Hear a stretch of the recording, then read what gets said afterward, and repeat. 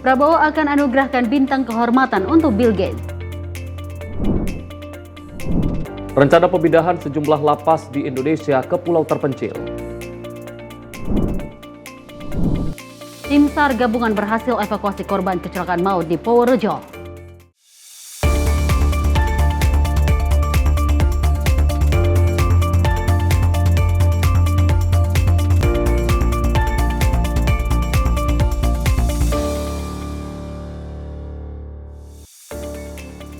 Halo, selamat malam pemirsa. Senang sekali kami menyapa Anda pada malam hari ini, pastinya dengan sejumlah informasi lainnya. Dan pemirsa, selain 4 informasi yang akan kami hantarkan, kami juga memiliki sejumlah kebijakan dan juga kegiatan dari Menteri Kabinet Merah Putih dan Kepala Daerah. Termasuk informasi seputar peristiwa yang terjadi di hari ini dan juga informasi dari dunia olahraga yang nanti akan kami sajikan dalam Menyapa Malam Sport. Bersama saya Arif Rifai. Dan saya Dewi Manik. Simak informasi Menyapa Malam untuk Anda.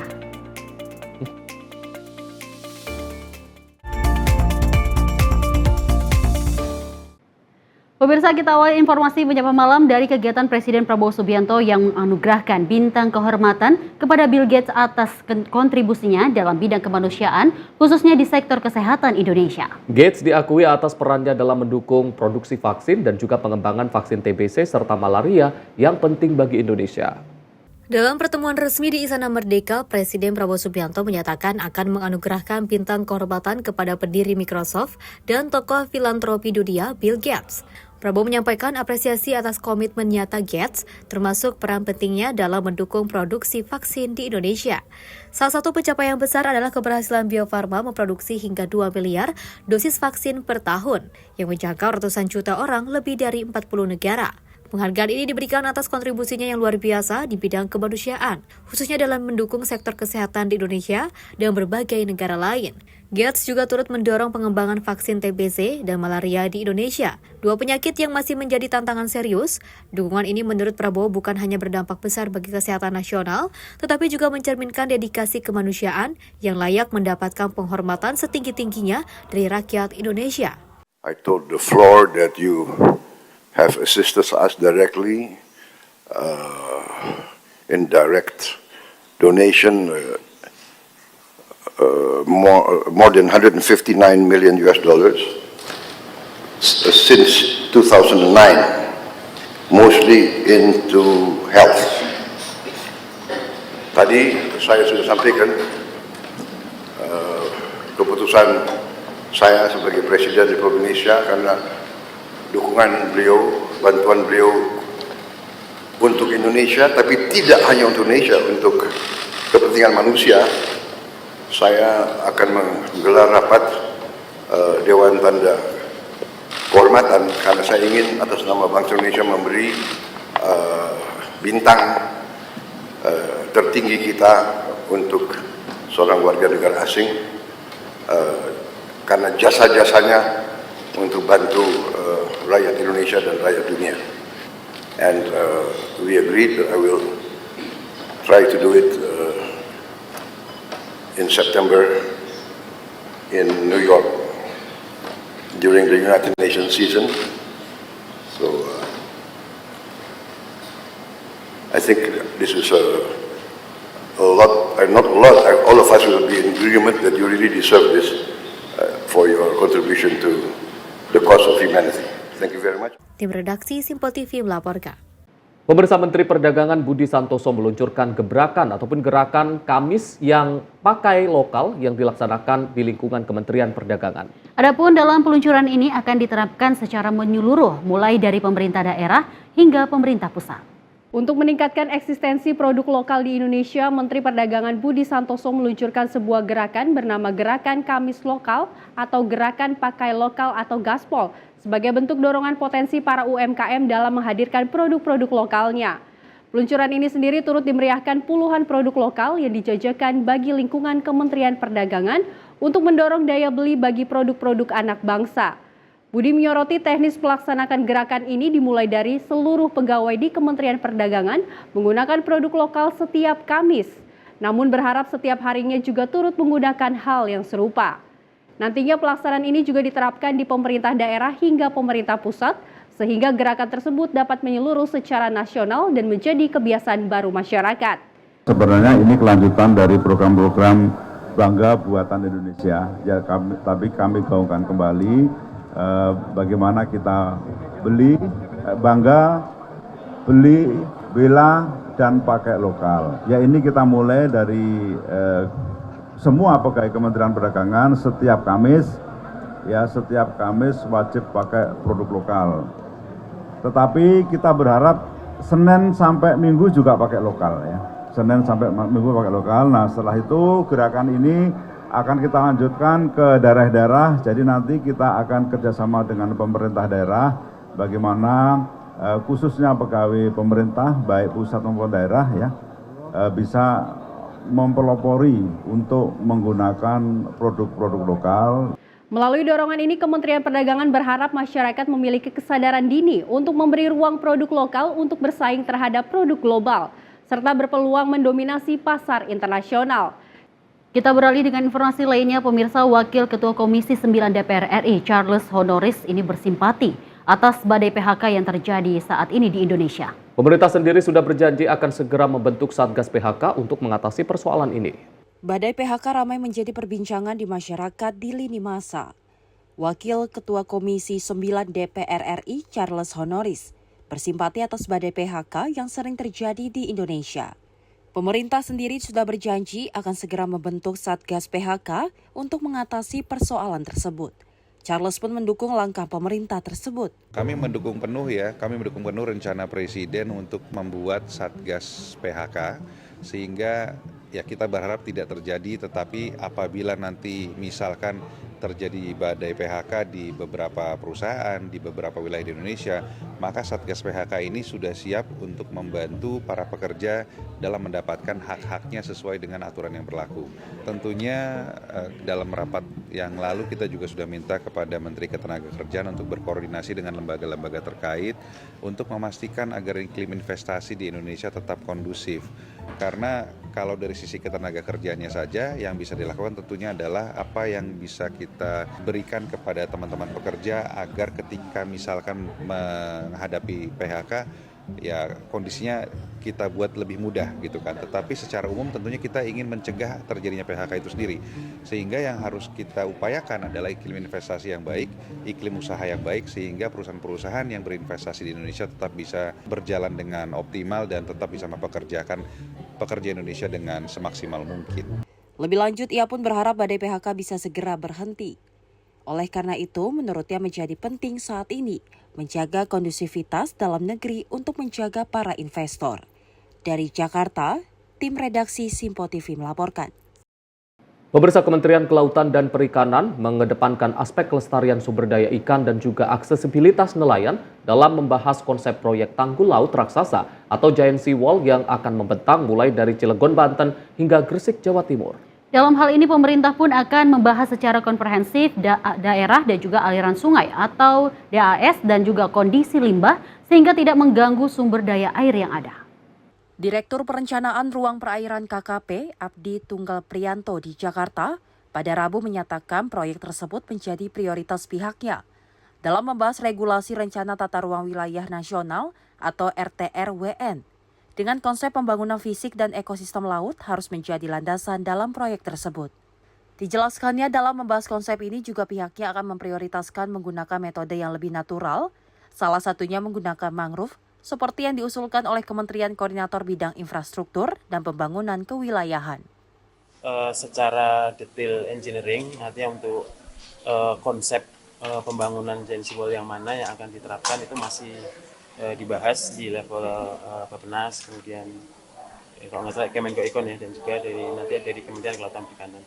Nah, concern kami adalah bagaimana menjaga ekosistem dan juga sumber ikan yang ada di Teluk Jakarta ya terutama atau di Pantura, dan juga menjaga aksesibilitas dari nelayan yang ada di sana. Jadi kami mendukung, namun memang aksesibilitas nelayan, kemudian ekosistem dan juga sumber daya ikan itu tetap harus jadi prioritas dari KKP untuk dijaga. Artinya keseimbangan antara pembangunan fisik dan juga pelestarian ekosistem harus menjadi landasan dari kegiatan ini. Lebih lanjut, ia menyampaikan hingga saat ini belum ada kesepakatan antar kementerian terkait metode yang paling efektif dalam merancang pembangunan Giant Sea Wall agar daerah aliran sungai atau das dan kondisi limbah sehingga tidak mengganggu sumber daya air yang ada. Dari Jakarta, Dio Malau, Simpo TV melaporkan. Pemirsa, Wakil Ketua Komisi 2 DPR RI Batra Banong menyoroti maraknya BUMD yang tidak berjalan optimal dalam rapat. Ia juga menegaskan pentingnya efisiensi dan juga pengelolaan anggaran yang bertanggung jawab. Menurutnya banyak BUMD di daerah hanya mengandalkan penyertaan modal daerah setiap tahun tanpa memberikan kontribusi nyata terhadap pendapatan daerah. Bahkan tak sedikit yang justru menjadi tempat nyaman bagi direksi dan juga komisaris tanpa dampak langsung bagi masyarakat. Wakil Ketua Komisi 2 DPR RI Batra Banong menyoroti eksistensi badan usaha milik daerah yang tidak sehat dan justru menjadi beban fiskal daerah. Menurutnya, keberadaan BUMD semacam itu bertentangan dengan semangat efisiensi pemerintahan Presiden Prabowo Subianto yang bertujuan mengarahkan belanja pemerintah kepada program-program yang menyentuh langsung kebutuhan rakyat dan pembangunan daerah. Batra menekankan, BUMD yang benar-benar menjalankan fungsi pelayanan publik harus tetap didukung. Namun BUMD yang tidak memiliki urgensi dan kinerja buruk sebaiknya dibubarkan untuk menghindari pemborosan anggaran. Komisi 2 DPR RI mendorong para kepala daerah untuk melakukan evaluasi. Banyak BUMD di tingkat provinsi maupun kabupaten kota kerap mendapat penyertaan modal daerah tetapi tidak menunjukkan kinerja produktif dan sehat secara fiskal. Bahkan, beberapa di antaranya justru dikelola secara tidak profesional, seperti banyaknya pengangkatan komisaris dan direksi yang lebih berdasarkan kedekatan emosional atau kepentingan politik pasca pilkada. Oleh karena itu, politisi dari fraksi Partai Gerindra ini mendorong Kementerian Dalam Negeri dan para kepala daerah untuk mengevaluasi dan membubarkan BUMD yang tidak sehat dan hanya menjadi beban fiskal. BUMD yang tidak sehat, Pak, mohon dibubarkan saja. Banyak daerah-daerah saya lihat membuat BUMD tapi pada akhirnya dipakai untuk para direksi dan komisarisnya.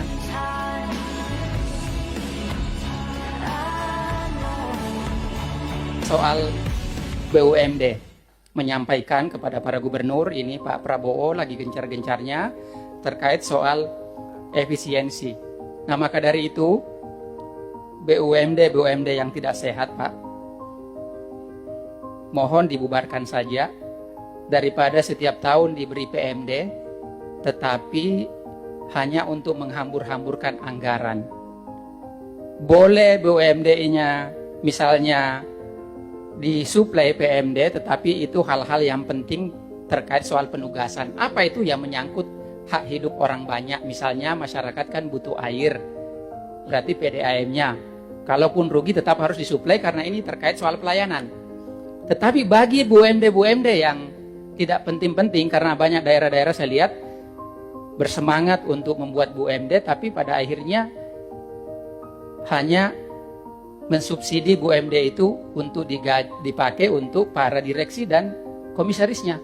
Sementara menambah pendapatan daerah sama sekali tidak ada. Nah, mohon kalau bisa dibubarkan saja kalau bagi BUMD yang tidak efektif itu. Namun Batra Banong menegaskan bahwa BUMD yang menjalankan penugasan pelayanan publik seperti perusahaan daerah air minum tetap perlu dipertahankan dan dikelola secara lebih profesional. Tim redaksi Simpo TV melaporkan. Pemirsa, Ketua Komisi 7 DPR RI Saleh Partanoan Daulay ini menyoroti program kredit usaha rakyat atau KUR di bawah 100 juta rupiah yang masih dikenakan agunan atau jaminan oleh perbankan. Padahal dalam rapat kerja sebelumnya pihaknya sudah bersepakat untuk tidak memberlakukan agunan karena menyulitkan pengusaha kecil. Dan juga Ketua Komisi 7 DPR RI Saleh Partanoan Daulay ini juga sangat menyayangkan kesepakatan dalam rapat kerja sebelumnya tidak berjalan sesuai keinginan. Pihaknya memberikan pengaduan dari masyarakat terkait program KUR ini yang implementasinya tidak sesuai dengan peraturan yang telah ditetapkan. Ketua Komisi 7 DPR RI Saleh Partanoan Daulay menyoroti program kredit usaha rakyat di bawah 100 juta yang masih dikenakan agunan atau jaminan oleh perbankan. Padahal dalam peraturan Menteri Koordinator Bidang Perekonomian, Komisi 7 DPR RI Saleh Partanoan Daulay menyoroti program kredit usaha di bawah 100 juta yang masih dikenakan agunan atau jaminan oleh perbankan. Padahal dalam peraturan Menteri Koordinator Bidang Perekonomian nomor 1 tahun 2023, KUR di bawah 100 juta tidak membutuhkan agunan tambahan. Saleh menerima pengaduan dari masyarakat terkait program KUR ini, yang implementasinya tidak sesuai dengan peraturan yang telah ditetapkan. Menurut Saleh, agunan itu memberatkan masyarakat yang ingin meminjam uang ke bank untuk kelancaran usaha mereka, sebab mereka harus mencari modal terlebih dahulu untuk mendapatkan pinjaman. Dia cuma mau jual sayur, dia cuma mau jual ikan. Bapak nggak kasih, kalau nggak Bapak kasih nggak makan keluarganya. Menteri kan udah jamin, udah ada kesimpulan rapat kok. Tapi kan faktanya masih tetap terjadi. Saya minta itu bank-bank yang masih pakai, ragunan nama itu kan, jaminan itu, kasih buat perjanjian dulu. Kalau dia masih buat begitu, nggak usah dibayarkan itu subsidinya itu. Jangan sampai ya kan orang-orang yang berhak itu malah dipersulit. Ini ada apa ini? Saya setuju tadi Pak Menteri statementnya bagus. Ini bukan hanya bisnis, ini bukan hanya finansial. Ini kan bukan komersialisasi. Bagaimana program pemerintah dikasih ke sana, bukan komersialisasi APBN. Kalau kami turun ke sana banyak tetesan air mata yang kami lihat, benar nggak? Ini susah sekali. Orang pada minjam 15 juta, 20 juta saja nggak dikasih, aneh nggak coba? Pakai jaminan segala. Mau jaminkan apa? Dia nggak punya duit. Dia cuma mau jual sayur, dia cuma mau jual ikan. Bapak nggak kasih, kalau nggak Bapak kasih nggak makan keluarganya. Saya kenapa agak semangat dan agak marah sedikit hari ini? Mohon maaf ya. Karena saya tidak mau kesimpulan rapat yang sudah ditandatangani seperti ini, kita langsung semua batalkan, tidak ada yang mau menepati. Nggak mau saya. Selain itu, Saleh juga menyinggung cara kerja perbankan dalam memberikan KUR kepada masyarakat. Menurut dia, sejumlah bank sudah mendapatkan subsidi 10% dari negara untuk implementasi KUR yang tepat sasaran. Namun, justru subsidi ini terkesan tidak terrealisasi dengan semestinya. Tim redaksi Simpo TV melaporkan.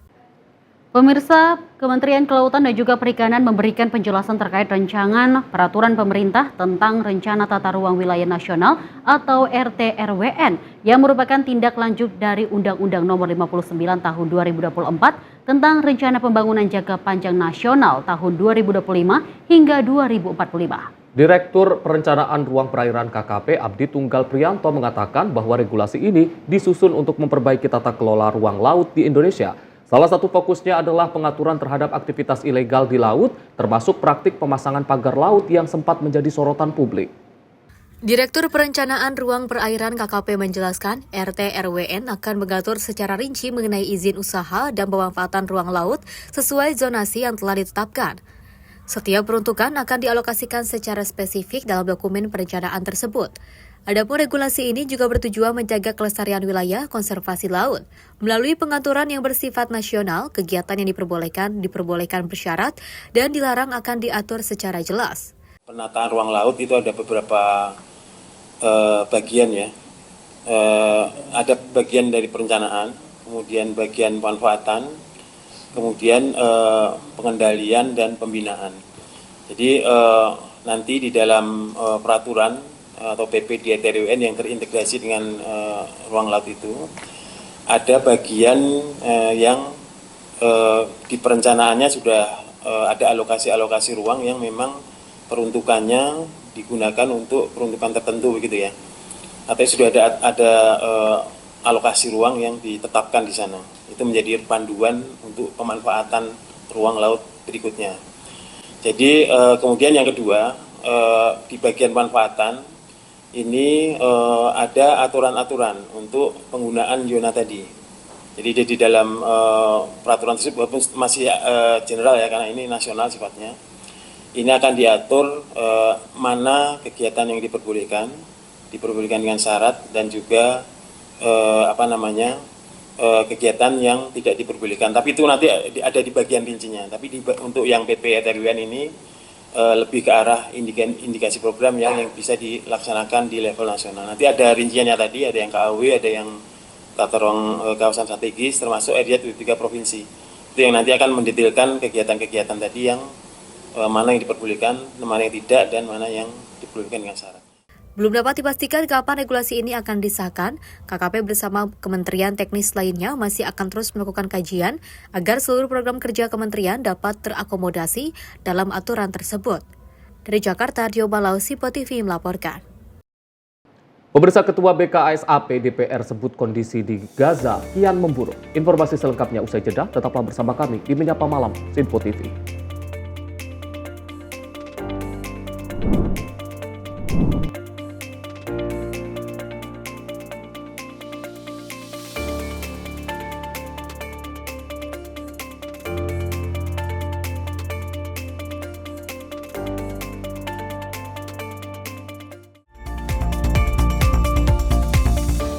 Pemirsa Simpo TV kembali hadir menemani Anda dengan berbagai informasi yang telah kami rangkum dalam sepekan.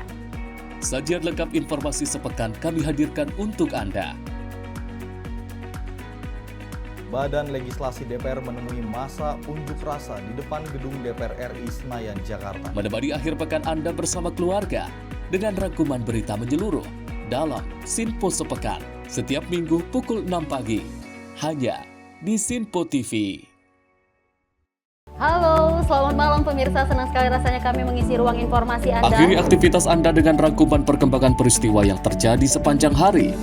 Sebelumnya kita saksikan ada sekitar 3.000 tamu undangan, sementara di Ibu Kota Nusantara ini ada sekitar 2.000 tamu undangan. Rangkaian informasi nasional dan mancanegara dirangkum sebagai penutup hari dalam Menyapa Malam. Setiap Senin hingga Jumat pukul 8 malam, hanya di Simpo TV. Halo, selamat pagi pemirsa Simpo TV. Selamat pagi Andi. Selamat pagi, Fes. Beragam informasi terbaru hadir menemani Anda sebelum memulai hari. Itu memang dari Menteri Perhubungan juga mendukung, Betul. dari Menteri Keuangan juga mendukung, dan kita sebagai masyarakat pun juga harus mendukung. Mengangkat isu yang tengah menjadi pembicaraan paling hangat. Semarakan pagi Anda bersama Menyapa Pagi. Setiap Senin hingga Jumat pukul 6 pagi hanya di Simpo TV. Halo pemirsa, kami kembali hadir dengan sejumlah informasi yang kami himpun dari berbagai penjuru dunia. Rangkaian informasi yang membuat akhir pekan Anda begitu bermakna. Sebuah kelompok di Afrika Selatan memberikan layanan pertunjukan film dengan tenaga surya. Berita yang menjadi sorotan media dari dalam dan luar negeri. Kami hadirkan untuk menemani pekan Anda dalam Simpo Dunia Sepekan, Sabtu dan Minggu pukul 9 pagi. Hanya di Simpo TV. Kami hadir dengan rangkaian informasi dari berbagai penjuru dunia. Topik dan isu yang tengah menjadi sorotan mancanegara dikemas dengan lengkap untuk Anda.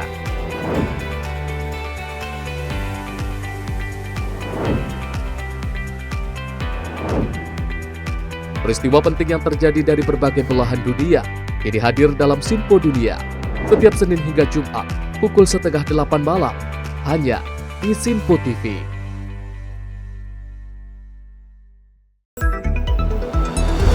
Jadilah yang pertama mengetahui perkembangan terkini seputar informasi dari lembaga parlemen. Punya data nasional, tidak ada satupun backup berarti kan? Tiba-tiba ada putusan yang nggak masuk akal dan seperti ini gitu. Kita biarkan rekomendasi kepada KPK, periksa! Kami hadirkan informasi paling akurat untuk mengawal setiap informasi dalam rapat komisi dan paripurna. Tentunya bersama saya Andi Rezaldi yang telah kami rangkum dalam program Simpo Parlemen. Saya Arif Rifani. Saksikan Simpo Parlemen setiap Sabtu pukul 6 pagi hanya di Simpo TV.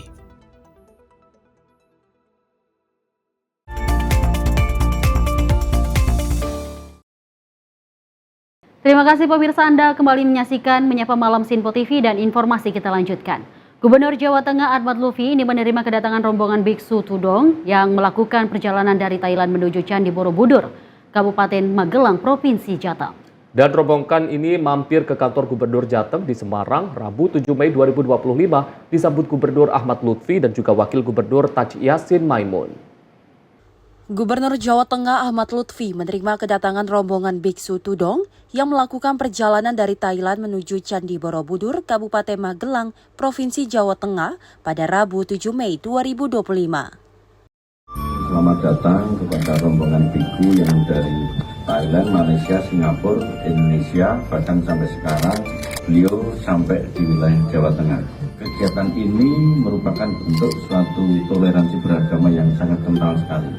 Terbukti beliau-beliau ini dikawal oleh teman-teman umat Muslim, umat Nasrani bersama-sama. Inilah bentuk keragaman daripada kegiatan ini yang harus kita tumbuh kembangkan di wilayah Jawa Tengah sebagai unsur toleransi beragama yang sangat kental di wilayah kita. Tudong bagian dari rangkaian perjalanan spiritual umat Buddha dalam peringatan Waisak 2569 PE atau 2025 Masehi, yang ritual puncaknya jatuh pada 12 Mei 2025 di Borobudur. Menurutnya kegiatan tersebut mencerminkan toleransi beragama yang dijunjung tinggi. Buktinya para biksu Tudong dikawal umat Muslim dan Nasrani secara bersama-sama. Bahkan dari Keraton Kasepuhan Cirebon yang notabene kerajaan Islam pun ikut mengawal.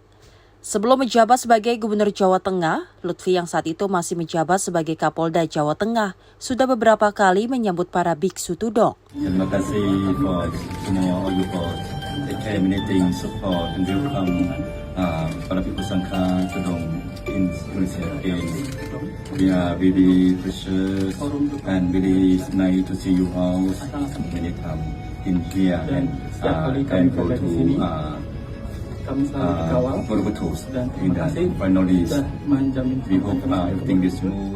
Salah seorang biksu tudong Bante Wicai juga menyampaikan terima kasih atas sambutan dan dukungan kepada rombongan.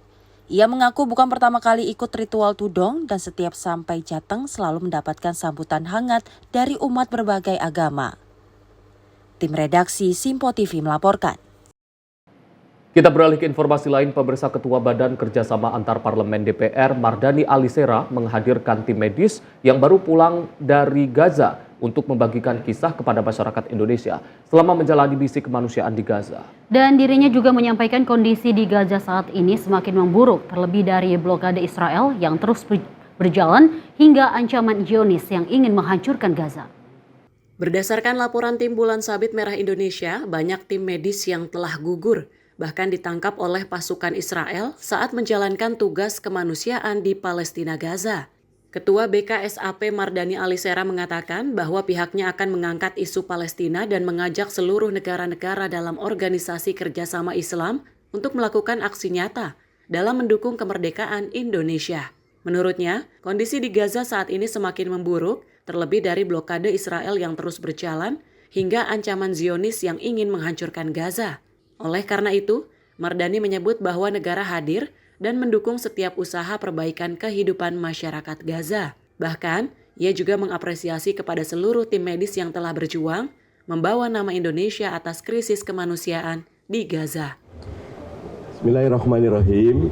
Kondisi di Gaza kian memburuk. Ya. Blokade Israel terus berjalan. Ancaman Zionis Israel melalui Netanyahu yang ingin membumi hanguskan Gaza terus dilakukan, dan dari update teman-teman Bulan Sabit Merah Indonesia tadi, kondisinya bahkan untuk petugas kesehatan juga sangat terdampak. Ya, ini 4 rekomendasi BSMI ya terkait buka blokade, bantuan pendidikan, bantuan rumah sakit sudah kita diskusikan dengan teman Kemenlu, dan insya Allah tanggal 20 Mei 2025 kita akan matangkan, termasuk dukungan penuh dari Mbak Puan dan Pak Dasko untuk kegiatan kita ke Gaza. Mudah-mudahan setelah 20 Mei bersama dengan MUI, teman-teman Basnas, teman-teman NU, teman-teman Muhammadiyah, dan 125 ormas dan lembaga kemanusiaan yang lainnya, plus pemerintah Indonesia, itu kita akan mengumumkan kerja yang lebih aksi di lapangan terkait dukungan untuk kemerdekaan Palestina, khususnya perdamaian di Palestina. Terima kasih. Dari Jakarta, Fahrizal Ahmad Amin, Sinpo TV melaporkan. Sementara itu, pemirsa, pemerintah tengah merampung sejumlah proses penyidikan rumah subsidi yang nantinya akan disalurkan kepada pegawai lapas di Indonesia. Dan penyediaan rumah subsidi ini akan memanfaatkan sejumlah lahan lapas dari Kementerian Imigrasi dan juga Pemasyarakatan. Menteri Imigrasi dan Pemasyarakatan Agus Andrianto menyoroti 65.000 pegawai lembaga pemasyarakatan di kementeriannya saat ini masih ada yang belum memiliki hunian rumah. Melihat hal tersebut, Agus bersama kementerian lembaga terkait terus merampungkan lokasi perumahan dan mekanismenya bagi para pegawai lapas, mengingat lahan yang nantinya digunakan berasal dari sebagian lahan lapas milik Kementerian IMIPAS. Adapun Kepala Badan Pengawasan Keuangan dan Pembangunan, Kejaksaan dan Badan Pusat Statistik turut mengawal proses pembangunan rumah sejak awal dimulainya program ini. Kuota mendapatkan rumah subsidi bagi pegawai kami di Kementerian Imigrasi dan Pemasyarakatan. Kebetulan pegawai kami ada 65.000. Ya, kemungkinan banyak di antara mereka yang belum memiliki rumah ini bisa mendapatkan kesempatan untuk memperoleh rumah subsidi dari pemerintah. Sementara itu, Menteri Perumahan dan Kawasan Permukiman, Marwarar Sirait menyebut, program perumahan ini adalah kombinasi dari masyarakat berpenghasilan rendah dan menengah sebagai skema subsidi silang. Satu, penjara yang layak, kedua juga bisa buat perumahan. Nah ini luar biasa, nanti perumahannya tadi seperti Pak Agus sampaikan, bagaimana dikombinasi antara masyarakat berpenghasilan rendah dan menengah supaya bisa ada subsidi silang.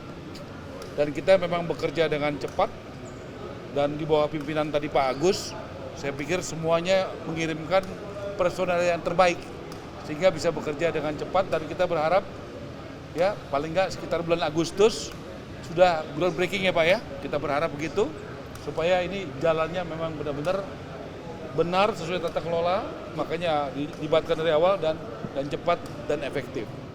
Diharap program ini dapat cepat dilakukan untuk memberikan hunian rumah bagi masyarakat dengan mode subsidi. Dari Jakarta, Max Azizul Hakim, Tim Liputan Sinpo TV. Sementara itu, pemirsa, pemerintah tengah merencanakan pemindahan sejumlah lembaga pemasyarakatan yang ada di tengah kota menuju ke daerah minim penduduk. Dan adapun ruang lapas yang nantinya akan ditinggalkan akan disulap menjadi hunian rumah bagi masyarakat. Menyoroti kepadatan kuota narapidana di sejumlah lembaga permasyarakatan di Indonesia, pemerintah tengah melakukan proses perencanaan matang dalam hal pemindahan penjara ke luar pulau yang terisolasi. Hal ini direncanakan usai adanya arahan Presiden Prabowo Subianto usai kondisi penjara yang disoroti untuk dilakukannya pemindahan ke tengah laut. Menteri Imigrasi dan Pemasyarakatan Agus Andrianto menyebut baik rencana ini guna memberikan kesejahteraan bagi para narapidana di penjara yang sudah terlalu padat. Adapun nantinya Dirjen Permasyarakatan Kementerian IMIPAS, Masudi akan menjadi Ketua Tugas Satuan Pemindahan Penjara ke depannya. Bapak Presiden setelah mendapatkan masukan dari penasehat Presiden Bapak Wiranto bahwa melaporkan tentang kondisi lapas, setelah kami berdiskusi dengan Pak Wiranto sehingga memunculkan ide untuk memindahkan lapas yang ada di tengah-tengah kota yang di beberapa daerah yang memang berada di tengah-tengah kota dengan sistem reslak maupun tukar guling. Oleh karena itu kami saat ini mengundang rapat Pak Menteri PKP beserta BPKP, Kejaksaan Agung dan sebagainya dalam rangka untuk membahas hal tersebut untuk melaksanakan apa yang menjadi arah. Kita akan bangun di tengah-tengah laut yang terisolasi sehingga apa yang menjadi cita-cita Bapak Presiden, apa yang menjadi harapan kita semua untuk mengurangi overcrowded sekaligus membangun lapas modern super maximum security. Sebagai Kementerian Penyalur, Menteri Perumahan dan Kawasan Permukiman Marwar Sirait menyoroti penjara yang nantinya akan direlokasi bakal disulap menjadi hunian baru bagi masyarakat sebagai bentuk bagian dari pelaksanaan program 3 juta rumah rakyat. Ini menjawab bukan hanya soal perumahan. Penjara itu rata-rata ada di kota besar dan di pusat kota. Dan beberapa dibangun di zaman Belanda. Dan kebanyakan sudah overcrowded. Ini penyelesaian juga supaya para narapidana bisa dapat tempat yang layak, yang manusiawi. Sebaliknya bisa digunakan buat perumahan. Jadi ini luar biasa pikiran Presiden Prabowo yang bisa menyelesaikan beberapa hal sekaligus. Kedepannya proses ini masih terus dimatangkan mengingat melalui birokrasi yang panjang dan kesulitan lainnya untuk menjadikan rencana ini berhasil. Dari Jakarta, Max Juru Kamera Azizul Hakim, Tim Liputan Sinpo TV. Pemirsa, Menteri Kehutanan RI Raja Juli Antoni bersama dengan Wamen PPPA Veronica Tan ini berdialog bersama kelompok tani perempuan. Dan kelompok tani perempuan bukan hanya ibu rumah tangga, melainkan juga petani, pelaku UMKM, dan penggerak perubahan. Melalui video yang dibagikan di akun sosial media Instagram @raja_antoni, Menteri Kehutanan RI Raja Juli Antoni didampingi Wamen PPPA Veronica Tan berdialog bersama kelompok tani perempuan. Kelompok tani perempuan bukan hanya ibu rumah tangga, melainkan juga petani, pelaku UMKM, dan penggerak perubahan. Nah, Kementerian Kehutanan akan bekerjasama lebih dekat lagi dengan Kementerian PPPA untuk gender equality, kesetaraan gender, tapi juga kesetaraan perempuan, menghindari diskriminasi dan kekerasan logistik pada perempuan dengan melakukan pemberdayaan tadi. Melalui caption di sosial media Instagram @raja_antoni, disampaikan bahwa di banyak tempat, perempuan adalah tulang punggung keberhasilan perhutanan sosial. Karena hari ini ada keterwakilan perempuan ya, dari kelompok tani wanita yang champion sebenarnya. Tadi udah ketemu sama ibu juga dan mereka semangat banget, minta malah gimana di-upgrade supaya mereka bisa packaging, bisa melakukan penjualan yang lebih. Kementerian Kehutanan berkomitmen memperkuat kerjasama lintas sektor untuk memastikan kesetaraan gender, pemberdayaan perempuan, dan perlindungan dari diskriminasi. Tim redaksi Sinpo TV melaporkan. Pemirsa, Kementerian Pendidikan Tinggi, Sains dan Teknologi mengganti kurikulum Merdeka Belajar dengan Dikti Saintek berdampak. Hal ini mendapat respon dari berbagai pihak termasuk Wakil Ketua Komisi 10 DPR RI, Mahfud Abdurrahman. Dan ia juga meminta kurikulum jangan asal diubah, tapi harus bisa memberikan perbaikan. Kurikulum Dikti Saintek ini berdampak sendiri diklaim sebagai kelanjutan dari Merdeka Belajar. Mahfud meminta agar kurikulum baru ini bisa diberikan inovasi. Komisi 10 DPR RI memberikan tanggapan terhadap pergantian nama program Kampus Merdeka menjadi Dikti Saintek berdampak. Komisi 10 mendukung dilanjutkannya program-program pendidikan tinggi yang baik meskipun ada pergantian menteri atau nama program. Komisi 10 mereka menekankan pentingnya keberlanjutan program Merdeka Belajar termasuk Kampus Merdeka dan tidak ingin ada kesan bahwa pergantian menteri akan menyebabkan perubahan besar dalam kurikulum pendidikan. Wakil Ketua Komisi 10 DPR RI, Mahfud Abdurrahman juga meminta kurikulum jangan asal diubah, tapi harus bisa memberi perbaikan. Kurikulum Dikti Saintek berdampak diklaim sebagai kelanjutan dari Merdeka Belajar. Mahfud juga meminta agar kurikulum baru ini bisa memberikan inovasi. Kemarin juga baru di launching oleh Menteri Pendidikan Tinggi Saintek kan gitu. Jadi filosofi atau gagasan berdampak ini ya diharapkan produk-produkan pendidikan tinggi itu punya dampak positif bagi target-target yang diharapkan oleh pemerintah, juga yang diharapkan oleh rakyat. Maka mereka melakukan satu terobosan-terobosan. Kita juga harus melihat, harus objektif, mana yang bagus, mana yang baik, itu bukan hanya dipertahankan tapi dikembangkan. Tapi mana yang kurang, ya perlu kita isi dengan sesuatu yang baru. Jadi kita juga berharap memang tidak asal berubah, tetapi perubahan itu yang lebih berkemajuan nanti ke depannya seperti itu. Kalau saya sih secara pribadi ya memang tadi perubahan itu asal jangan semata-mata berubah, tapi secara substansial lebih berangkat dari semangat perbaikan. Semangat perbaikan dan semangat penyesuaian terhadap situasi dan keadaan yang selalu berkembang secara dinamis, saya kira itu. Untuk hal baik dalam kurikulum Merdeka Belajar pun kata dia dipertahankan bahkan ditingkatkan. Namun untuk hal yang masih kurang baik, maka harus dilakukan evaluasi. Komisi 10 ingin memastikan bahwa perubahan nama program tidak mengganggu keberlanjutan dan kualitas program pendidikan tinggi khususnya Kampus Merdeka. Tim redaksi Sinpo TV melaporkan. Pemirsa, jangan kemana-mana, usai jeda kami akan kembali hadir dengan sejumlah informasi lainnya. Salah satunya terkait Subdit Jatantras berhasil menangkap pria aniaya mantan pacar hingga tangan putus.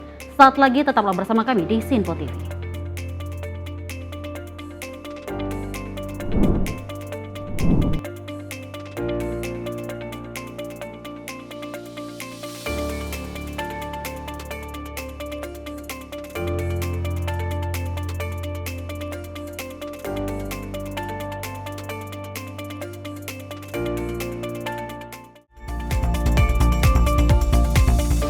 Pemirsa, Sinpo TV kembali hadir menemani Anda dengan berbagai informasi yang telah kami rangkum dalam sepekan. Sajian lengkap informasi sepekan kami hadirkan untuk Anda. Badan Legislasi DPR menemui masa unjuk rasa di depan gedung DPR RI Senayan, Jakarta. Menemani akhir pekan Anda bersama keluarga dengan rangkuman berita menyeluruh dalam Sinpo Sepekan setiap minggu pukul 6 pagi hanya di Sinpo TV. Halo, selamat malam pemirsa. Senang sekali rasanya kami mengisi ruang informasi Anda. Akhiri aktivitas Anda dengan rangkuman perkembangan peristiwa yang terjadi sepanjang hari. Sebelumnya kita saksikan ada sekitar 3.000 tamu undangan, sementara di Ibu Kota Nusantara ini ada sekitar 2.000 tamu undangan. Rangkaian informasi nasional dan mancanegara dirangkum sebagai penutup hari dalam Menyapa Malam. Setiap Senin hingga Jumat pukul 8 malam, hanya di Sinpo TV. Halo, selamat pagi pemirsa Simpo TV. Selamat pagi Andi. Selamat pagi Fes. Beragam informasi terbaru hadir menemani Anda sebelum memulai hari. Itu memang dari Menteri Perhubungan juga mendukung, Betul. dari Menteri Keuangan juga mendukung, dan kita sebagai masyarakat pun juga harus mendukung. Mengangkat isu yang tengah menjadi pembicaraan paling hangat. Semarakan pagi Anda bersama Menyapa Pagi. Setiap Senin hingga Jumat pukul 6 pagi. Hanya di Simpo TV. Halo pemirsa, kami kembali hadir dengan sejumlah informasi yang kami himpun dari berbagai penjuru dunia. Rangkaian informasi yang membuat akhir pekan Anda begitu bermakna. Sebuah kelompok di Afrika Selatan memberikan layanan pertunjukan film dengan tenaga surya. Berita yang menjadi sorotan media dari dalam dan luar negeri. Kami hadirkan untuk menemani pekan Anda dalam Simpo Dunia Sepekan. Sabtu dan Minggu pukul 9 pagi. Hanya di Simpo TV. Kami hadir dengan rangkaian informasi dari berbagai penjuru dunia. Topik dan isu yang tengah menjadi sorotan mancanegara dikemas dengan lengkap untuk Anda.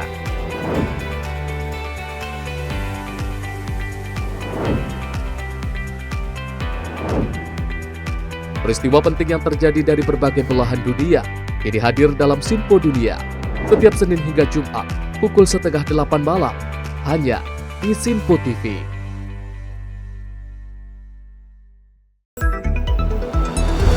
Jadilah yang pertama mengetahui perkembangan terkini seputar informasi dari lembaga parlemen. Punya data nasional, tidak ada satupun backup berarti kan? Tiba-tiba ada putusan yang nggak masuk akal dan seperti ini gitu. Kita biarkan rekomendasi kepada KPK. Periksa! Kami hadirkan informasi paling akurat untuk mengawal setiap informasi dalam rapat komisi dan paripurna. Tentunya bersama saya Andi Rezaldi yang telah kami rangkum dalam program Simpo Parlemen. Saya Arif Rifan. Saksikan Simpo Parlemen setiap Sabtu pukul 6 pagi hanya di Simpo TV.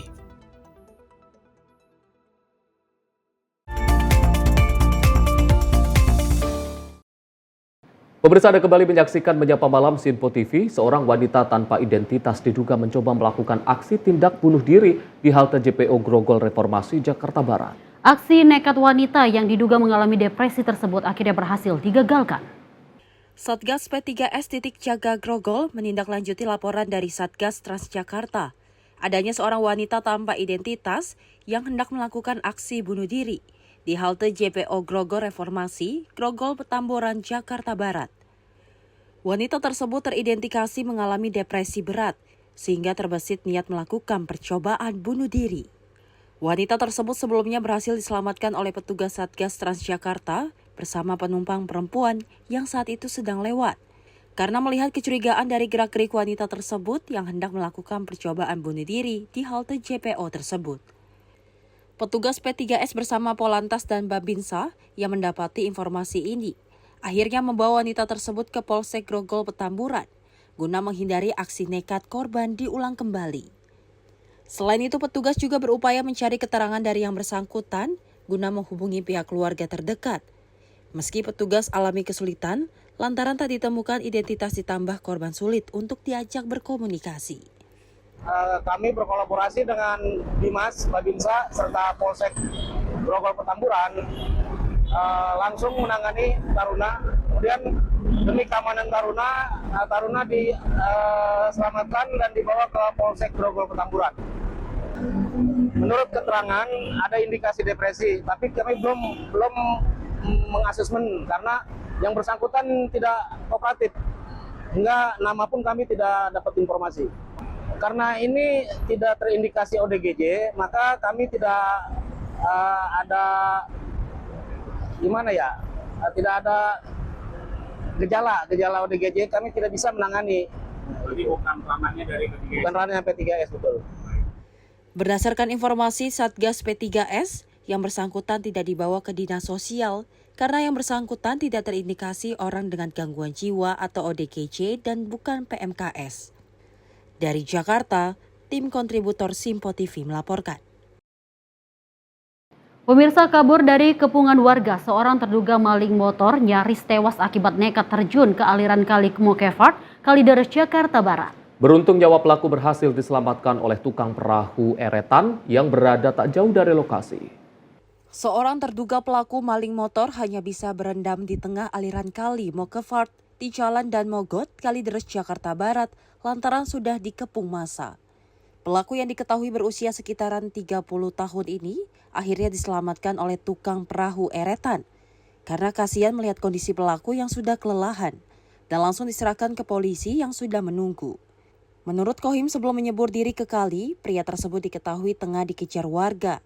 Karena terdesak lantaran sudah terkepung warga, pelaku akhirnya nekat terjun ke aliran kali yang penuh lumpur tersebut. Dia lari dari sono ya, terus lari terus, sempat ditabrak motor, lari lagi, dia langsung loncat ke kali, nyebur ke tengah sono berenang. Nah, ditimpain sama yang belah sono, timpain. Dari sono juga teriak maling juga, maling. Orang kampung kan keluar semua, pada bawa batu, bawa balok, apa kan. Nah, dia di tengah berenang aja tuh, saya suruh naik sama saya. Tadinya nggak mau, paksa. Kata saya daripada mati di situ, naik. Takut saya bang, katanya. Enggak, katanya nggak bakal dihubungin. Atas kan ada polisi, kata saya. Baru dia mau. Nah, lalu saya taikin, saya bawa ke atas. Ya udah, dia selamat, dia ada polisi langsung masuk ke dalam mobil. Orangnya udah pada rame sih. Ya udah masuk mobil polisi, udah nggak bisa ngapa-ngapain, ya udah aman. Pelaku yang basah kuyup selanjutnya dibawa ke Mapolsek Kalideres, Jakarta Barat guna mempertanggungjawabkan perbuatannya. Dari Jakarta, tim kontributor Simpo TV melaporkan. Kita beralih ke informasi lain. Pemirsa, siswi berinisial C yang bersekolah di SMK Waskito beralamat di Jalan Raya Pamulang 2, Serua Ciputat, Kota Tangerang Selatan, diduga menjadi korban pelecehan oleh seniornya yang berinisial S. Dan hal itu baru terungkap lantaran para siswa SMK Waskito ini merasa geram dengan tindakan sekolah dan berujung para siswa-siswi ini melakukan demonstrasi di dalam sekolah pada Rabu 7 Mei 2025. Dugaan kasus pelecehan seksual kembali terjadi di wilayah Tangerang Selatan. Mirisnya, dugaan perbuatan tak senonoh ini dilakukan oleh siswa senior di lingkungan sekolah. Kasus ini kini sudah dilaporkan ke Polres Tangsel. Menanggapi permasalahan tersebut, Humas SMK Waskito, Kristi, mengatakan kasus pelecehan tersebut sudah diserahkan ke dinas terkait. Korban merupakan siswi kelas 10 yang masih berusia di bawah umur. Sedangkan terduga pelaku merupakan senior yang dipercaya sebagai mentor salah satu ekstrakurikuler di sekolah tersebut. Dugaan tindakan pelecehan seksual ini terjadi beberapa kali sejak Oktober 2024 silam, hingga terakhir terjadi pada awal April 2025 lalu. Dugaan perbuatan tak senonoh ini tidak hanya dilakukan oleh terduga pelaku di lingkungan sekolah saja. Namun saat korban berada di rumah, dengan ancaman harus mengirim foto-foto vulgar. Namun saat ditanyai mengenai pelaku pelecehan seksual, pihak sekolah menutupi kejelasan si pelaku dan tidak mau berkomentar banyak. Pihak sekolah juga menyebut siswa yang menjadi terduga pelaku tidak punya rekam jejak yang buruk. Berbeda dengan kelakuan yang dituduhkan terduga pelaku, justru disebut sebagai anak yang baik. Tim redaksi Simpo TV melaporkan. Pemirsa, peristiwa berikut ini diduga enggan ikuti antri jalur motor bersama rombongan seorang pengendara trail di Brebes, Jawa Tengah terobos ladang jagung milik warga. Dengan penuh kekesalan, petani pemilik ladang pun menghentikan pengendara motor trail tersebut lantaran menyebabkan kerugian. Diduga enggan ikuti antri jalur motor bersama rombongan, seorang pengendara trail di Brebes, Jawa Tengah terobos ladang jagung milik warga viral setelah beredar di berbagai media sosial pada Rabu 7 Mei 2025. Dalam video terlihat pengendara motor trail tersebut tengah melintasi ladang jagung yang bukan merupakan jalur seharusnya. Padahal ladang tersebut tengah ditumbuhi ratusan pohon jagung tanaman milik warga sebagai mata pencaharian. Akibat ulah pengendara motor trail tersebut, ladang jagung pun mengalami kerusakan, sehingga berpotensi mengalami kerugian. Emosi ladangnya dirusak, petani jagung pun menghadang pengendara motor trail tersebut saat berusaha membuat jalur baru menggunakan motornya. Setelah berhasil menghadang, pemilik ladang jagung pun langsung meluapkan kekesalannya sembari memegangi arit. Aksi nekat pengendara motor trail ini pun tuai cibiran dari warganet, karena aksinya tersebut dapat merusak tanaman jagung milik petani. Tim redaksi Simpo TV melaporkan.